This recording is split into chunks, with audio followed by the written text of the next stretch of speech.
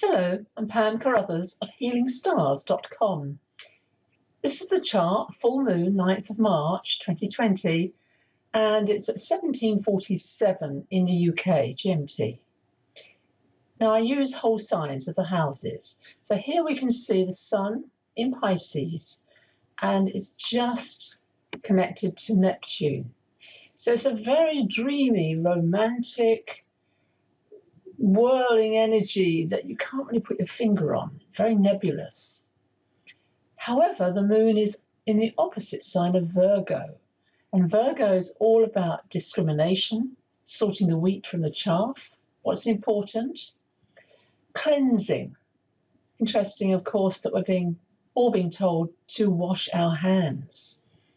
Now, the coronavirus is, of course, now, I think, in everyone's minds.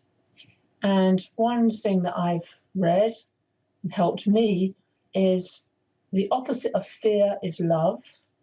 And fear is not good for our immune system.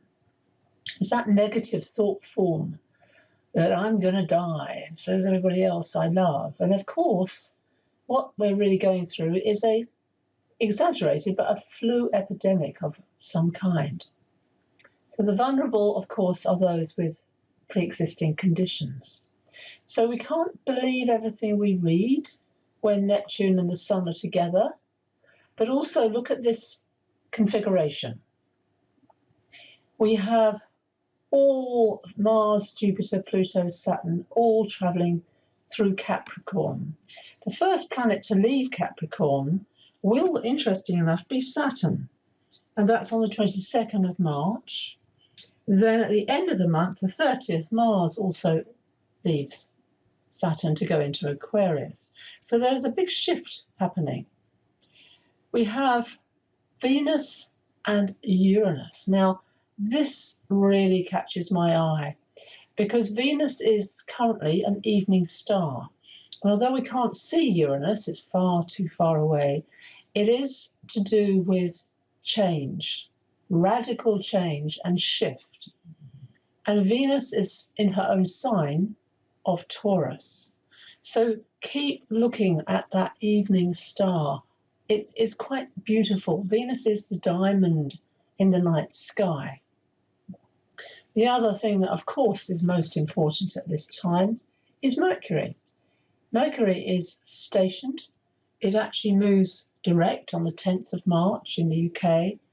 And Mercury is right at the end of Aquarius, and it will re-enter Pisces on the 16th of March. Now, Mercury is not good in the sign of Pisces, and this is why I'm counselling people not to believe everything you read in the newspapers and on the internet. You know, Pisces is very good for the advertising industry, but it's also the fake news. It's also getting caught in that negative mindset.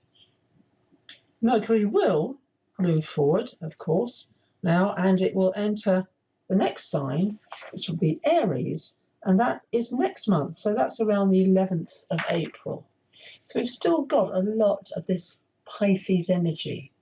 Now, dream work, journaling, painting, music, anything that gets you connected to your creativity is excellent for Pisces.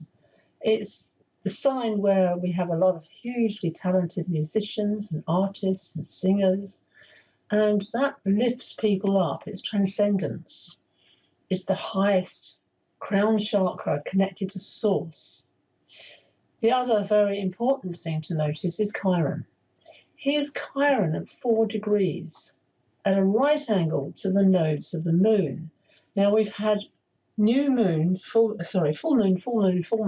at 4 degrees. It's a very important degree if it affects a planet in your chart. So we know we have got the North Node at 4 Cancer, Uranus at 4 Taurus, Chiron at 4 Aries. Notice this. Of course, the South Node always opposite the North Node at 4 Capricorn.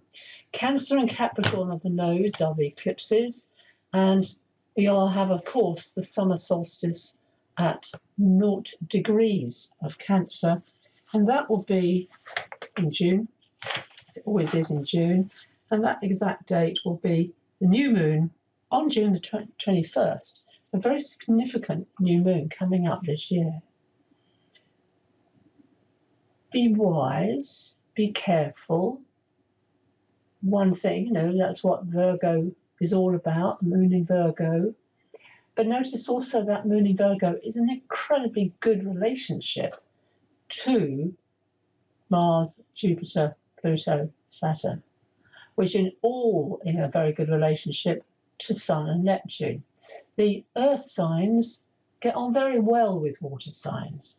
They ground. That's the nature of earth. It grounds. It keeps us connected to Mother Earth, of course.